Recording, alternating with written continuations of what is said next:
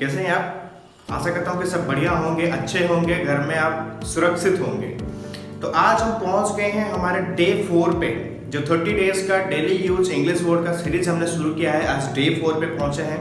आज तक हमने डे 3 तक कंप्लीट किया, यानी कि 30 वर्ड्स आपको मिल चुका है। आपको वोकैबुलरी के हिसाब से 30 वर्ड्स आप करेक्ट कर चुके हो। आज फिर से 10 वर्ड पे फोकस करेंगे, 10 वर्ड्स, यानी कि जो डेली कॉमनली यूज होता है हमारे day to day life English speaking में, और हमें उसे सीखना है एग्जाम्पल के साथ, ताकि जब भी हम बात करें आसानी से उसे यूज कर पाएँ। हम बार बार आपको इसी तरह का वोकैबुलरी लेके आ रहे हैं जो कि रेगुलर लाइफ में यूजेस होते हैं। कोई टफ वर्ड नहीं ला रहे हैं।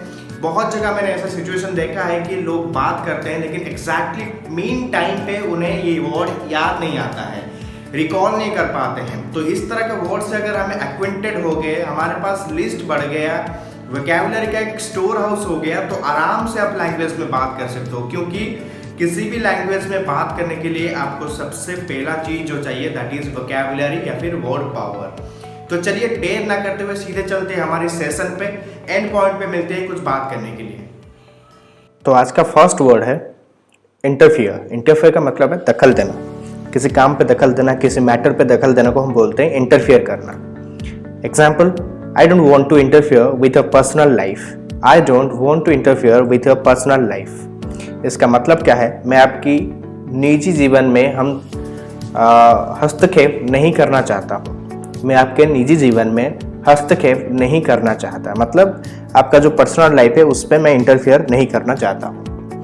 दूसरा वर्ड वर्थ। वर्थ का मतलब है लायक, किसी काबिल जिसे बोलते हैं। Example, this book is worth reading again and again. This book is worth reading again and again. मतलब क्या है? ये पुस्तक बार बार पढ़ने लायक है। ये पुस्तक बार बार पढ़ने लायक है। अगर कोई किताब आप पढ़ते हो, कोई पुस्तक आप पढ़ते हो और वो काफ़ी इंटरेस्टिंग है या फिर काफ़ी इम्पोर्टेंट है, जैसे आप बोल दो कि इसको जितने बार भी आप पढ़ोगे उतने बार ही आपको मजा आएगा, तो that is what worth. Next word यानी कि third word that is hurry up. Hurry up का मतलब जल्दी करो, यानी कि कोई काम जल्दी करने के लिए जो बोलते हैं ना, हम बोलते हैं कि हरी अप हरी अप। जैसे कि आपने देखा होगा कई बार कुछ प्रमोशंस आता है सीट का बारे में, एग्जाम का सीट हुआ, कोई कोर्सेज का सीट हुआ, लिखा जाता है hurry up. Example, will have to hurry up or the store keeper may close up on us. We will have to hurry up or the store keeper may close up on us. मतलब क्या है? देखिए, हमें जल्दी करना होगा या store keeper हम पर बंद हो सकता है, यानी कि हमें जल्दी जाना होगा वरना स्टोर जो है वो बंद हो जाएगा। तो इसका मतलब है कि जल्दी जल्दी चलना। ये जो यहाँ पे लिखा है ना कि the store keeper may close up on अस, इसका मतलब है कि जल्दी बंद हो जाएगा स्टोर, सो हमें जल्दी जाके कुछ सामान लेना है। Next word is greedy. Greedy का मतलब है लालची। Example, greedy people always want more stuff. Greedy people always want more stuff. इसका मतलब है कि हमेशा लालची लोगों को ज़्यादा चीज़ चाहिए। लालची लोग हमेशा अधिक सामान चाहते हैं। उनको कितना भी आप देते रहो वो सेटिस्फाई नहीं होते हैं, उनको हमेशा ज़्यादा चाहिए ही चाहिए है। Next word that is irritate. काफ़ी कॉमन वर्ड है, डे टू डे लाइफ में बहुत यूज होता है। इरिटेट का मतलब है जलन, जेलस फील करना, जलन होना। इरिटेट का मतलब है जलन। आपको कभी कभी इरिटेटिंग लगता है, मतलब क्या है उसका कि आपको अंदर से जलन हो रहा है, घुटन जैसा हो रहा है, दम घुट रहा है, जलन हो रहा है। Example, the way he looked at me irritate me very much. उसने इस तरीके से मुझे देखा कि मुझे इरिटेशन फील हुआ। जिस तरह से उसने मुझे देखा उससे मुझे बहुत जलन हुई। The way he looked at me irritated me very much. Next word, objection. Objection नहीं है ये, objection. Objection इसका मतलब है जुनून। काफी लोग इसे objection बोल देते हैं, मुंह से निकल जाता है। That is not objection, that is objection. Objection का मतलब है जुनून। Example, fitness has become an obsession with him. Fitness has become an obsession with him. मतलब क्या है? फिटनेस उनका एक जुनून बन गया है, मतलब ठान लिया है वो ये काम करेगा। Next word cherish. चेरिश का मतलब है संजोना। Example, she cherishes a hope that she will be a singer someday. She cherishes a hope that she will be a singer someday. मतलब क्या है? वो एक उम्मीद जगाती है कि वो किसी दिन गायिका होगी। वो एक उम्मीद जगाती है कि वो किसी दिन गायिका होगी। यहाँ पे cherishes का मतलब है उम्मीद लगाना या फिर किसी से जोड़ना, संजोना, यानी कि जो होप है ना उसको आज भी बहुत जोड़ के रखा हुआ है। Next one is revenge. आपको पता होगा इसका मतलब होता है बदला।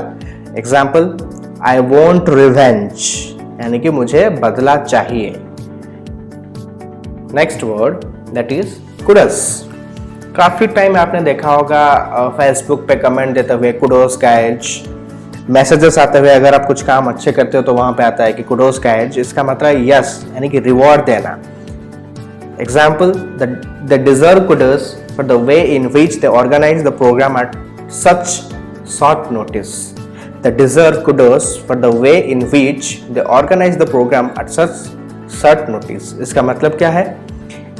वह जिस तरह से इस तरह के संक्षिप्त नोटिस पर कार्यक्रम का आयोजन करते हैं उसके लिए वे यश के लायक हैं। यानी कि इतने कम टाइम पे इतना बड़ा अरेंजमेंट करते हैं, यानी कि प्रोग्राम को काफी शॉर्ट नोटिस पे खत्म करते हैं, इसलिए वो यश के लायक हैं। Next word that is opportunity. Opportunity का मतलब है अवसर या मौका। काफी टाइम हम यूज करते हैं कि मैंने अपॉर्चुनिटी गवा दिया, वो अपॉर्चुनिटी गवाया। ये डे टू डे लाइफ में बहुत यूज होता है opportunity. Example, he makes the most of his opportunity. He makes the most of his opportunity. इसका मतलब क्या है? वो अपने अवसरों का अधिकतम लाभ उठाता है, यानी कि जब भी उसे मौका मिलता है वो उसका लाभ उठाता है, कभी भी मौका को हाथ से गंवाता नहीं है। तो फ्रेंड्स, ये था आज का डे 4 का सेशन और 10 वर्ड आपके लिस्ट में जुड़ गए हैं।